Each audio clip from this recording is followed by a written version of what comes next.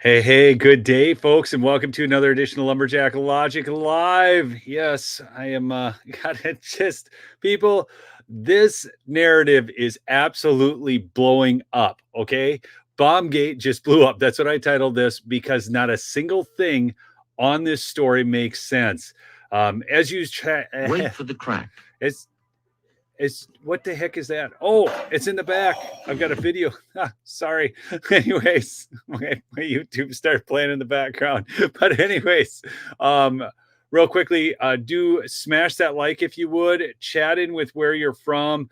And I've got a special guest, but really quickly, I'm going to mention my sponsor. That's Midas Gold Group, MidasGoldGroup.com, or text Lumberjack to 232425. Man, get yourself some silver maple leafs, gold maple leafs, silver eagles, whatever, man. Just get yourself some real money. Crazy as the world is, I'm telling you, real money can be real valuable. All right, so do what you will. Get some lead too. You know, that's a valuable ammo or valuable ammo. It's of course it's ammo.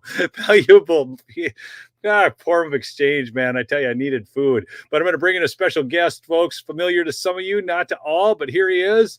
CanCon, Mr. Brian Lupo is joining me on YouTube. Oh my goodness, you're gonna get kicked off immediately. Off with your head. I figure if Tim Pool can have you on, I can have you on. I mean, you know, you're kind of big time there. So, but yeah, so many of you will recognize Brian from our previous days, part of the band crew. We got to do a band reunion show again, but man, our band is really breaking up, Brian. I know. It's painful to see, man. Like when I think when we get into election season, I think that we'll kind of rehash, the drive and everything, and you kind of holding your own over here on YouTube and on Rumble, and I think it'll all come together nicely as we get more and more into this election season. I think so as well. Yes, I actually miss Nick's commentary a lot. Yeah. But folks, look here. I'm going to bring this in. You've probably seen this video, Brian. I'm not sure. We didn't have enough time. We're going to be doing people. I got to tell you, we are doing, and I pinned it right at the top of the chat. We are doing a special live over on Rumble on Brian's channel right after that. So make sure you join us at 4:00 in 12 minutes. So I've got to get through this live quick. So let's bring this in first. Michael Schellenberger shared this video and he said, Bombgate, this video proves FBI is covering up the truth about the January 6th bomb. We must be blunt. The FBI is dangerous, politicized, and rogue agency that must be brought to heel. Okay, so I'm going to share this video, it's phenomenally well done, and it's an important video. So watch this. I have some very shocking news to tell you. The FBI says that a pipe bomb almost killed Vice President Kamala Harris on January 6, 2021, while she was at the Democratic National Committee headquarters building in Washington. The FBI says that the suspect, who is still outstanding, planted a pipe bomb just about right here. Okay, I mean, right there, people. They planted a pipe bomb, and we're going to go through this in little clips. Brian, do you want to say anything about this before I move on? No, you're good. I'm curious to see where this is going. And this thing's hot. Outside the DNC. The FBI is urgently requesting that all of us think about who we might know who might have been acting suspiciously around then. Since January 5th, you may have noticed changes in someone you know. And report them. That's Any Mr. emotion you feel is inappropriate himself. is worth reporting. And FBI is offering a $500,000 reward. So, I mean, this is like, it's so Stasi, turning your friends, neighbors, and relatives. All they have to do is be acting a little odd. Please smash that like if you would, and keep chatting in with where you're from. Let's get that chat rate up and get this thing out, because this is an important story. For information leading to the arrest of the perpetrator. And yet the person who was in charge of the FBI investigation now says Vice President Harris was never at risk, and that the bomb couldn't have detonated while she was at the DNC. Harris herself never spoke of the incident, even though it was highly shocking and would have been a very powerful political weapon for her to wield against former President Donald Trump and MAGA Republicans.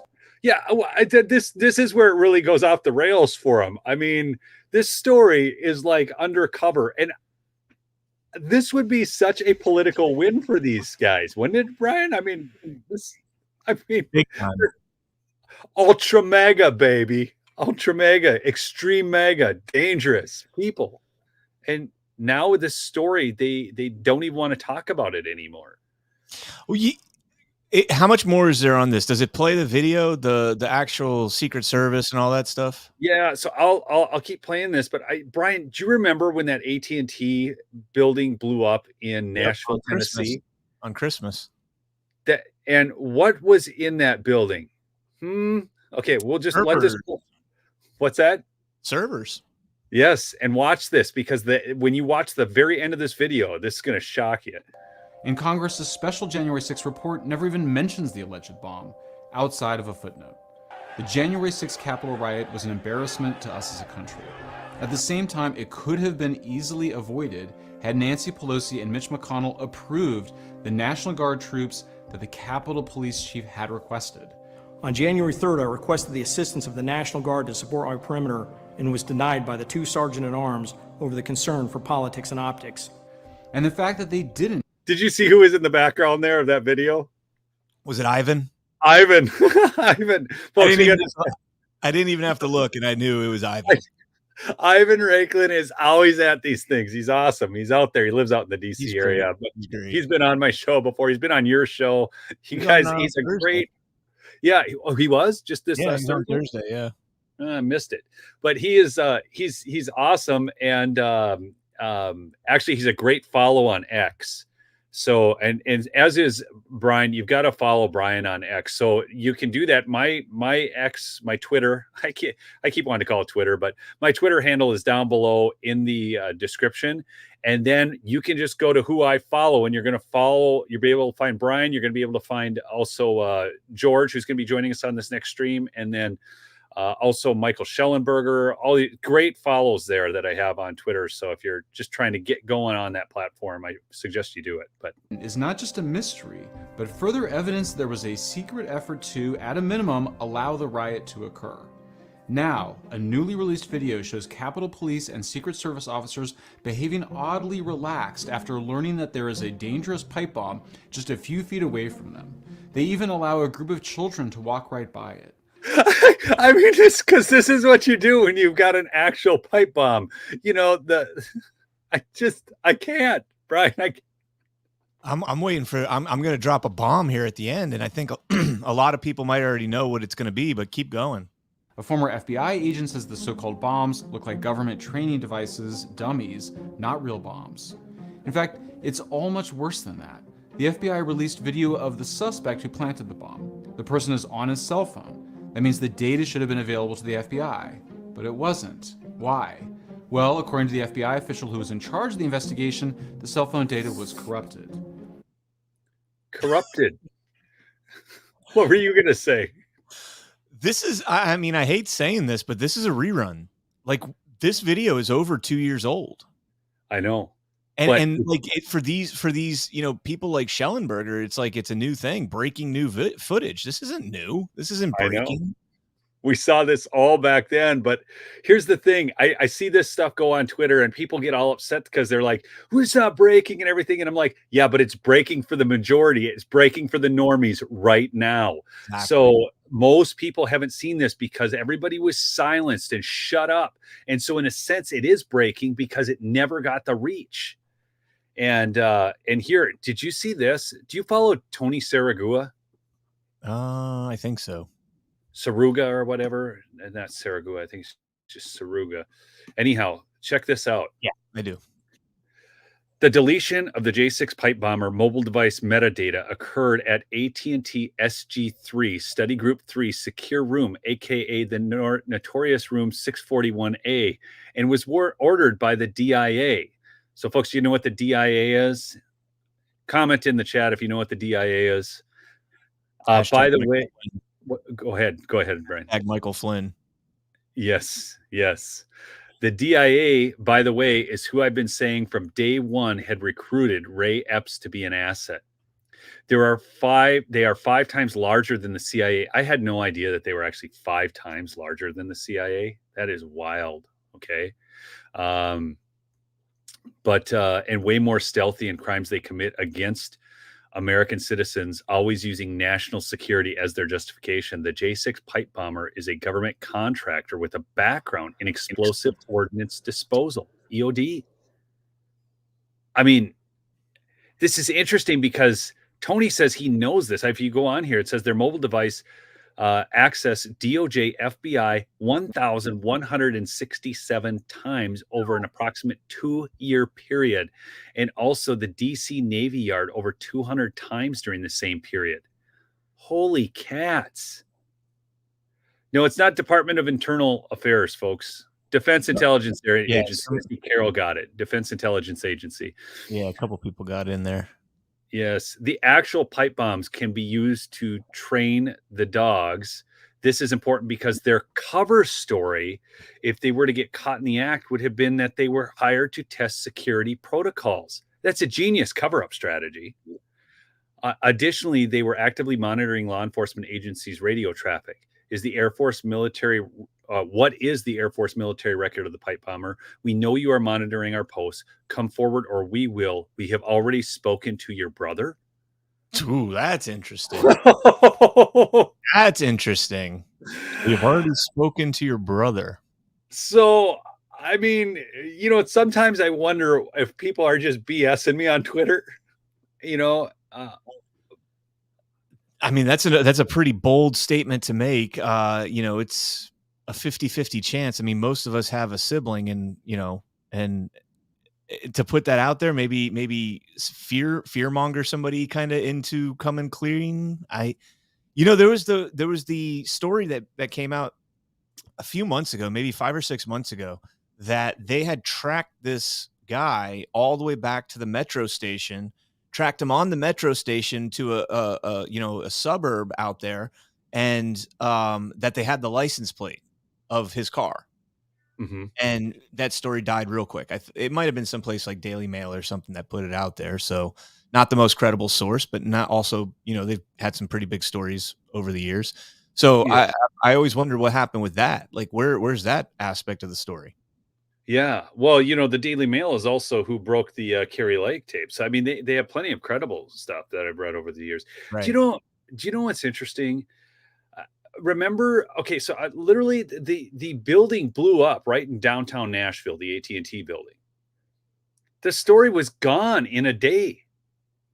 I mean, there was no national interest in this story. And I know people say, well, it's just a conspiracy, I mean, well, fine, call it a conspiracy theory and whatever you want to call it. But then why did it disappear?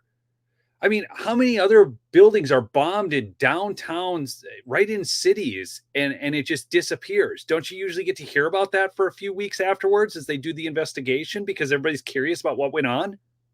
Yeah, is that normal, Brian? Am I like thinking about this wrong?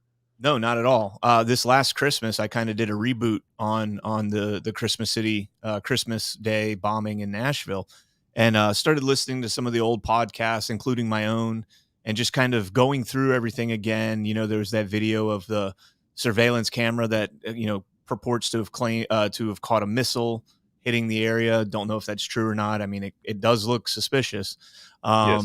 Yeah, a lot of stuff involved with that. I mean, the fact that they were able to find out Anthony Quinn Warner's last name, full life story, to be honest, within 24 hours of that thing. Oh, well, we happened to find some DNA on this site, and we were able to eliminate everybody else that might have been in a, half a mile radius and confirm that this was the actual bomber's DNA. And then, I did a dig on that myself where I went and Google Street View and went by his known addresses and found that RV in his backyard, and did, a whole bunch of different angles of it. And then I took screenshots of them and cleaned them up as best I could, and went and compared them with the RV that was used on that day from all the footage and the different angles. And there are differences in the RV that he had in his backyard and the RV that was parked out in front of there. Subtle differences, but like one side has a stripe that only goes halfway down the RV. The other side has a stripe that goes all the way down it.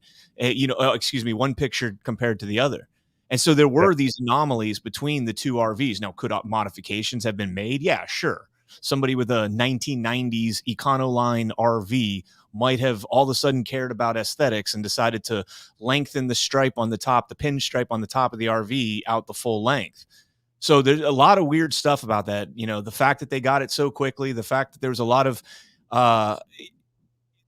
things going on with that building, and people like William Kennard, who had just gotten promoted to the chairman of the board for AT&T, who used to be on the board, or actually, I think he still is on the board for Staple Street Capital, who is the parent company of Dominion.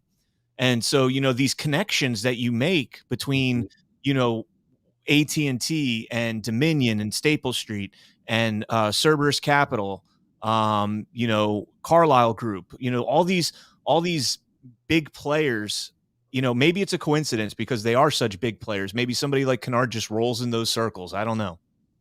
Yeah.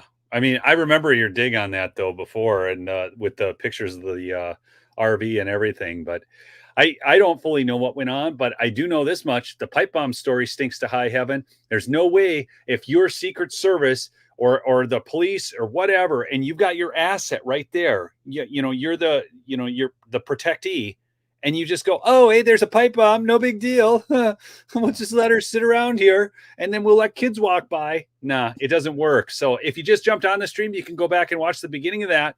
But what you really want to do right now, and I'll share this in here again, I pinned it up at the top, but you need to join us right now on Rumble because Brian's got a stream set up over there, and we are going to be going over. Brian was we're down there 3 days, right? 4 days. 4 days in Georgia at the Curling v. Raffensperger trial. Okay. So, where the machine was hacked with the pen, but the story is actually much bigger. And we're going to be going over that way bigger. Okay, folks. Like the pen hack was like the kind of just the icing on the cake. I mean, it's the Fox News version.